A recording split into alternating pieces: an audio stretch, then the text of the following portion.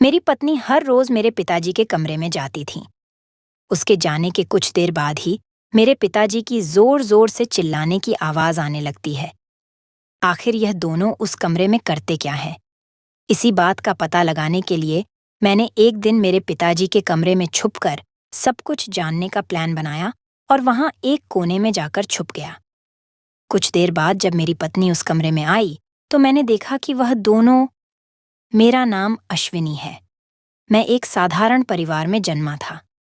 मेरे पिताजी के पास ज्यादा जमीन जायदाद ना होने की वजह से वह गार्ड की नौकरी करके हमारा घर चलाते थे।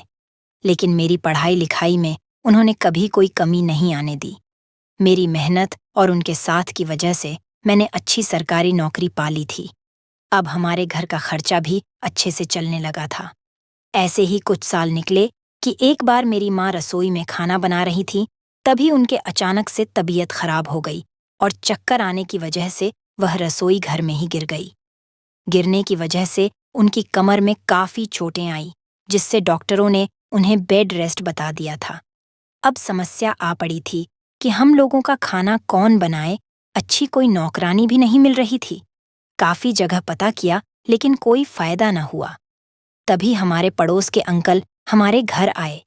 उन्होंने कहा कि क्यों ना अश्विनी की शादी करवा दी जाए।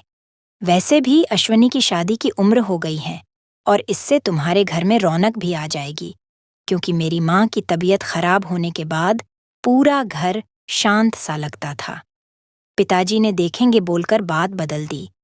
तभी कुछ दिन बाद मेरे पिताजी के दोस्त हमारे घर पर आए। चाय नाश्ता करने के बाद उन्होंने मुझे अपने पास बुलाया और कहा कि हमारे अश्विनी के पास अब अच्छी नौकरी भी है और काफी संस्कारी होने की वजह से मैं इसका रिश्ता करवाने आया हूँ। मेरे भाई की लड़की है, पढ़ाई कर रही है, अभी ग्रेजुएशन कंप्लीट होने वाली है, बहुत गुणी लड़की है, इसलिए मैंने उसका रिश्ता अश्विनी के साथ करने की सोची है। अगर तुम लोगों को कोई ऐतराज ना हो तो मैं उन लोगों से बात कर लेता हूँ। मेरे पिताजी ने कहा कि तुम मेरे बचपन के दोस्त हो और तुम रिश्ता लेकर आए हो तो कोई बुराई नहीं हो सकती। इसलिए मेरे पिताजी ने उनको हाँ बोल दिया। कुछ दिनों बाद वह लोग मुझे देखने आए और उन्होंने झट से मुझे पसंद कर लिया और चंद दिनों में ही हमारी शादी की डेट भी निकल गई। लड़की का नाम काजल था। कुछ ही दिनों के बाद हमारी शादी हुई और बड़ी ही धूमधाम से काजल को हमारे घर में लाया गया और सभी रस्मों रिवाजों के साथ मैंने और काजल ने अपने जीवन की नई शुरुआत की। काजल सर्वगुण संपन्न होने की वजह से उसने पूरे घर को बहुत अच्छे से संभाल लिया था। मेरी माँ की भी देखरेख करती और कुछ ही दिनों में उसने हमारी माँ की कमर को बिल्कुल ठीक कर दिया। वह रोज शाम को मेरी माँ को पार्क में घुमाने लेकर जाती थी और जब मैं घर आता तो मेरी खैर खबर में लग जाती। वो अपने माता पिता के जैसे ही मेरे माता पिता का ख्याल रखती थी। लेकिन कुछ ही दिनों के बाद मेरी माँ की तबीयत फिर से खराब हो गई। डॉक्टर के पास ले जाया गया और कुछ दिनों तक एडमिट रखा गया, लेकिन कोई फायदा ना हुआ और माँ इस दुनिया से चली गई। पूरा घर दुहक में पड़ गया था, लेकिन जैसे तैसे हम लोगों ने खुद को संभाल लिया और फिर से जीवन की उथल पुथल में लग गए।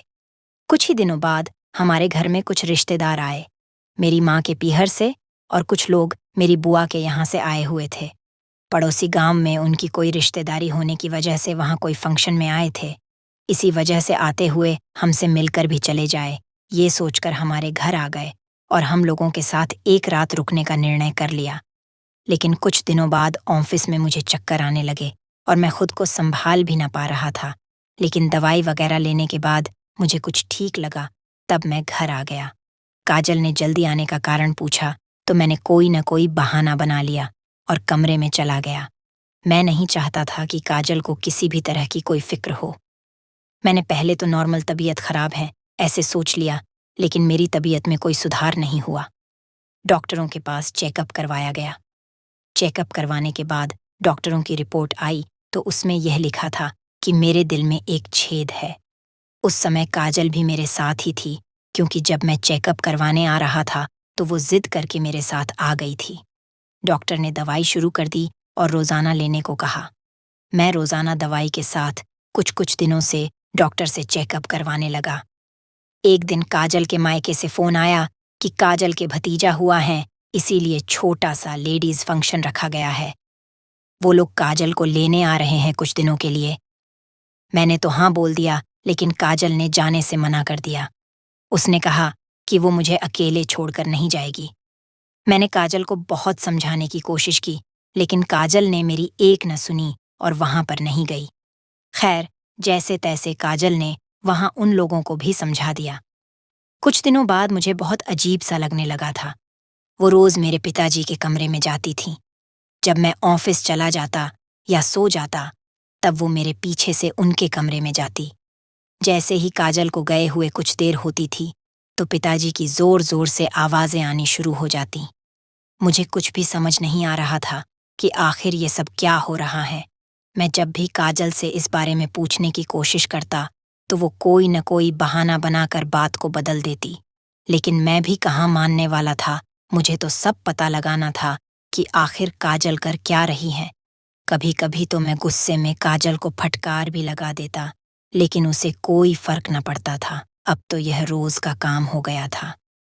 मुझे खाना खिलाकर रोज रात को काजल मेरे पिताजी के कमरे में जाने लगी, और दिन के समय में जैसे ही मैं ऑफिस के लिए निकल जाता, तो वह पिताजी के कमरे में चली जाती। कभी कभी मैं ऑफिस जाने के बहाने बाहर चला जाता, लेकिन कुछ ही क्षण बाद वापस लौट आता, यह देखने के लिए कि काजल कहाँ पर है। लेकिन आकर जब देखता, तो काजल पिताजी के कमरे में जा रही होती थी या फिर कभी आ रही होती थी। मुझे तो अब काजल और पिताजी पर शक होने लगा था कि आखिर इन दोनों के बीच में हो क्या रहा है। आखिर काजल मेरी पत्नी थी, उसे पूरा हक था मुझे सब कुछ बताने का, और मुझे पूरा हक था कि काजल जो कुछ भी कर रही है उस चीज का मुझे पता हो। लेकिन मुझे काजल इस लायक नहीं समझती थी, और वह। खैर, ऐसे ही कुछ दिन निकले। मेरा शक तो चरम सीमा पर पहुंच गया था। काजल का स्वभाव भी बदलने लगा था। जब भी मैं काजल से इस बारे में बात करता था, तो पहले तो वह बात बदलती थी, लेकिन इन दिनों में वह चिड़चिड़ी हो जाती।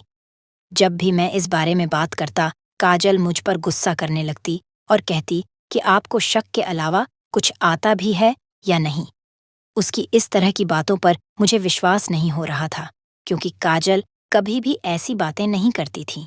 इतनी समझदार लड़की अब गुस्से वाली हो रही थी।